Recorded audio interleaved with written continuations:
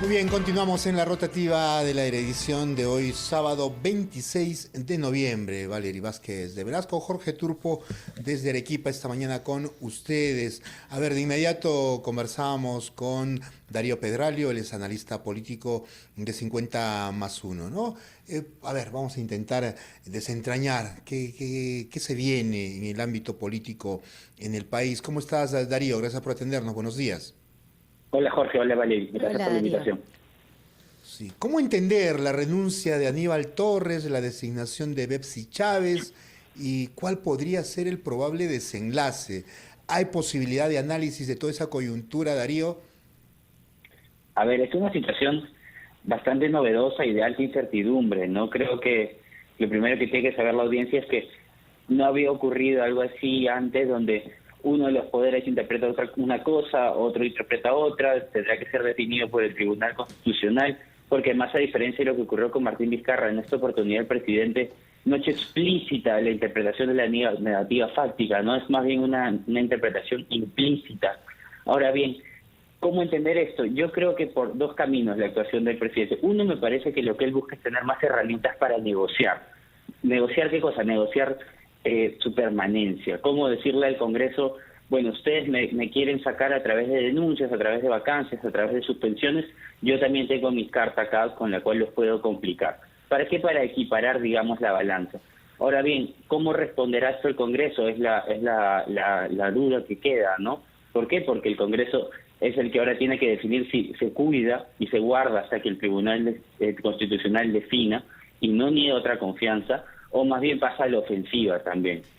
Claro, pero lo que parece es más eso, ¿no? Que al final quien está en la ofensiva en todo caso es el Ejecutivo, diciendo que sí ha sido denegada o una denegación fáctica esta decisión del gobierno. Sí se ha hecho entender desde el mensaje de Aníbal Torres cuando presentó la cuestión de confianza en que se iba a interpretar de esa manera cualquier forma de rechazo, que esta ha sido un rechazo de plano, y mientras tanto, ¿podría esto hacer que el Congreso de la República tenga más herramientas o quizá más votos para utilizar la herramienta, mejor dicho, de la vacancia presidencial?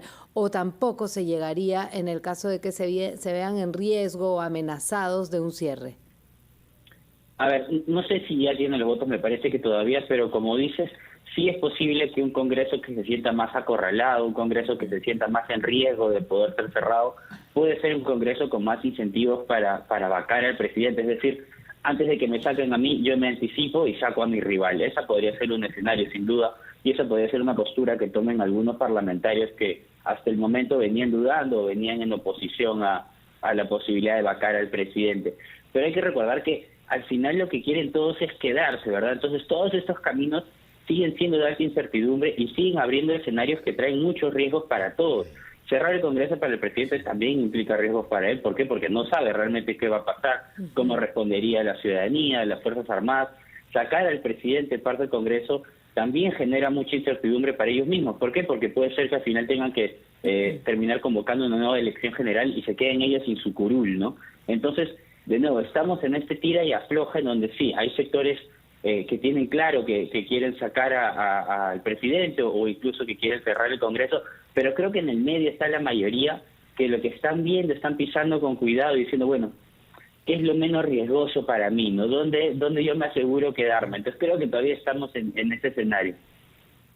Darío, ¿y es solamente esto, crees tú, esta lucha de poderes, de ir y pasar a la ofensiva de parte del Ejecutivo, o se puede ir también interpretando esto como una señal de que efectivamente el presidente Castillo sí tiene la firme intención de llegar hasta las consecuencias finales e incluso aprovechar esto para convocar a una asamblea constituyente e ir con su proyecto de campaña electoral, de modificación de la Constitución y más?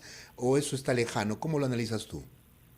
A ver, no es descartable, ¿no? Lo que señala Jorge, puede ser que el presidente en el horizonte al final sí tenga en mente el cierre del Congreso, la constituyente. Sin embargo, creo que en el corto plazo lo que quiere Pedro Castillo es quedarse en el gobierno. Creo que Pedro Castillo sabe que saliendo él de la presidencia enfrenta muchos problemas legales que probablemente lo terminen a él, no sé si en la cárcel, pero por lo menos en una situación judicial parecida a la de los demás expresidentes. Y en ese sentido, creo yo que lo que él quiere es tener más herramientas para negociar, como decía, lo que él quiere es tener más herramientas como para impedir que se lo saquen, como para decirle a los congresistas, yo también tengo cómo defenderme. Ahora bien, puede ser que en ese camino de supervivencia, al final lo que él encuentra es que la mejor forma es la ofensiva, ¿no? Que el ataque es la mejor defensa. Puede ser que eso ocurra y que termina yendo hasta las últimas consecuencias. Creo que todavía no estamos en ese escenario, pero de nuevo, nada en este país es totalmente descartable. Ahora, si pasamos a la composición de este nuevo gabinete, comenzando por Betsy Chávez, en el caso de la premier, de la flamante presidenta del Consejo de Ministros, ¿es una provocación? ¿Cómo se lee? ¿Cuál es el análisis detrás de este nuevo elemento tan cercano al presidente, al Ejecutivo? A ver, me parece a mí que Betsy Chávez es una persona de confianza del presidente. No sé, ya quedó claro, ya es su tercer ministerio, es una persona que claramente tiene la confianza del presidente y que el presidente sabe que en ella puede tener ahí una pieza que le juega a su favor. Ahora bien, también es una ministra que ya fue censurada, ¿no? Fue censurada cuando era ministra de Trabajo, con lo cual también puede ser interpretado como una suerte de provocación a un Congreso que claramente no la ve con los mejores ojos, no es una ministra que tiene anticuerpos. No sé si tampoco era la jugada diciendo, bueno, pongo a esta ministra para que no le den la confianza y así ya puedo cerrar el Congreso, porque me parece que había cartas que eran incluso más extremas en ese sentido, ¿no? Me parece que incluso un Bermejo, por ejemplo, alguien con todavía más anticuerpos hubiera podido ser más claro la intención del cierre del Congreso, pero sí es una ministra que va a tener muchos anticuerpos en este Parlamento. ¿Tendrá alguna, es decir, la respuesta del Congreso, ¿no? Van a interponer una demanda competencial, ¿no? Y inclusive se anuncia una medida cautelar ante el Tribunal Constitucional contra el presidente Castillo. ¿En qué escenario estamos entrando aquí, Darío? Sí, a ver, estamos en una suerte de partido de fútbol donde el árbitro recién está entrando, ¿no? Tenemos dos partes que están cada uno jugando su partido, pero sin árbitro. Y el árbitro va a entrar una vez que se le active con la demanda competencial. El árbitro es el Tribunal Constitucional que tendrá que definir si la interpretación de uno u otro es la correcta. Ahora bien, ¿qué pasa en el interín? ¿Por qué? Porque el Tribunal Constitucional no va a decidir de un día para otro. Exacto. Esto es algo que puede tomar meses. Entonces, ese interín es lo que más incertidumbre genera.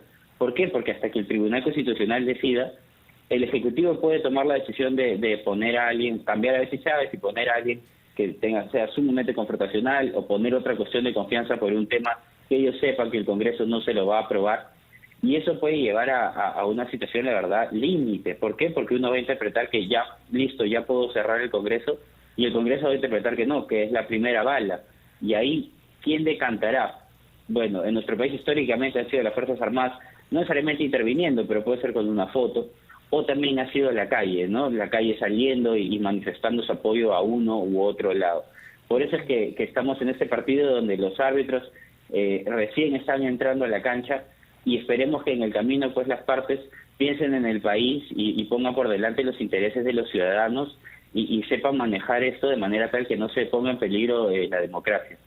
Darío, para cerrar solamente, un comentario tiene que ver con Betsy Chávez, que también se enfrenta directamente a la fiscal de la Nación, ¿no? Eso también es un punto importante en esta designación. Y lo otro es que hemos visto en el nuevo gabinete una cuota nueva de Vladimir Cerrón, ¿no? Teniendo a Silvana Robles también como ministra. ¿Esto quiere decir que de alguna manera Cerrón sigue en comunicaciones, sigue teniendo poder, está ganando un poco de espacio nuevamente con Pedro Castillo? Sí, es una señal de que sin duda la relación sigue, no solo con Cerrón, sino con Perú Libre. Además, la ministra de la que reemplaza a Dina Boluarte, que también es otro tema que no hemos tocado, pero que también es interesante, la salida de Boluarte, que parece jugar ahora en partido propio. Sin duda Juárez, es una señal. Exacto, y no, la ministra de la que fue candidata de Perú Libre, la ministra Lindo. Ella es una señal a ambos nombramientos de que sin duda hay una relación con Perú Libre, y todavía Castillo considera que el respaldo de Perú Libre, yo creo que principalmente los votos de Perú Libre son cruciales para sobrevivir.